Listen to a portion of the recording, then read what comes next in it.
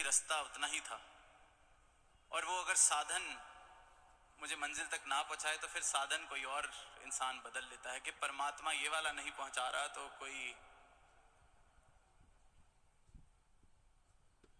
युक्ति में कमी है, तरीका बदल लेते हैं।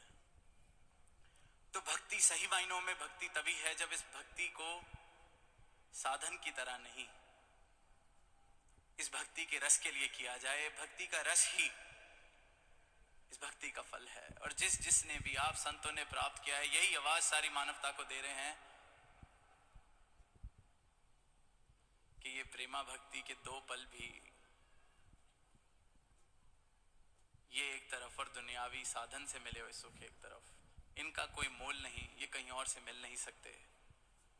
और सदगुरु यही कह रहे हैं कि सब मुबारक है, बड़ी से बड़ी गाड़ी मुबारक है, बड़ी से बड़ी नौकरी, बड़ी से बड़ा पद मुबारक है, पर प्रेमा रस, प्रेमा भक्ति का रस जीवन में आ जाए, भक्ति का रस जीवन में आ जाए तो फिर जीवन उस दरिद्र हालत में नहीं पहुंचेगा।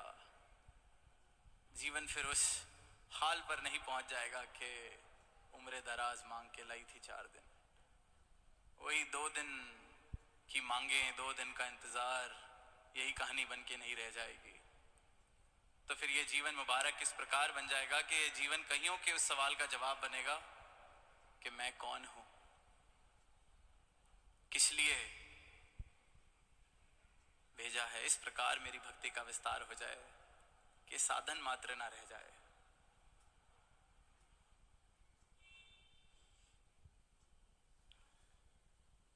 साधन मात्र ना रह जाए, याद मात्र ना रह जाए, जीवन अनुभव बन जाए।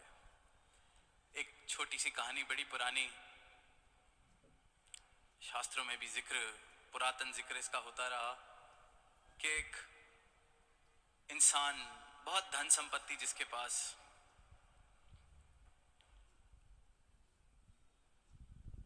इतनी धन संपत्ति कि सोचा 3 बच्चे हैं, ये कैसे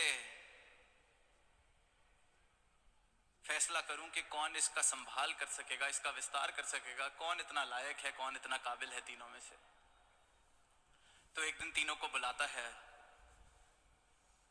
और एक एक पोटली तीनों को देता है और कहता है कि मैं चंद वर्षों के लिए एक तीर्थ यात्रा पर जा रहा हूं, 4 या 5 वर्ष बाद लौटूंगा और इस पोटली में जो तुम तीनों को मैंने दी है बीज हैं,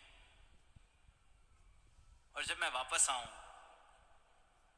तो तुमने मुझे ये बीज वापस करने हैं और बड़े ध्यान से इनकी संभाल करना और मुझे यही बीज लौटाना, क्योंकि इन पर बहुत कुछ निर्भर करता है।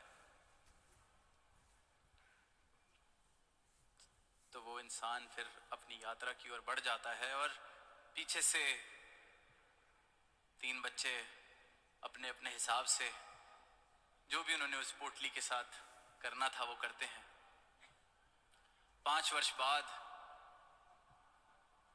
जब वापसी होती है तो सबसे पहले सबसे बड़े बेटे को बुलाते हैं कि तुम्हें पोटली दी थी, मेरे बीज मुझे लौटाओ। तो कहते हैं जरा रुकिए, अभी लाया। घंटे 2 घंटे बाद वापस आता है और लगभग उतनी ही वजन के बीज लौटा के हाथ में रख देता है। तो पिताजी कहते हैं कि ये वो बीज नहीं है। कहते हैं आप जो मुझे बीज देके गए थे, बड़ा बेटा कहता है, उनकी संभाल कैसे करनी है, मुझे तो यही सूझा कि उनको मैं बाजार में बेचाऊं और जब आप वापस आएंगे तो उतने ही बीज आपके लिए तब खरीद के आपको दे दूंगा। पर उन्होंने कहा ये वो बीज नहीं, मैंने अपने बीज तुमसे मांगे थे। खैर कोई बात नहीं,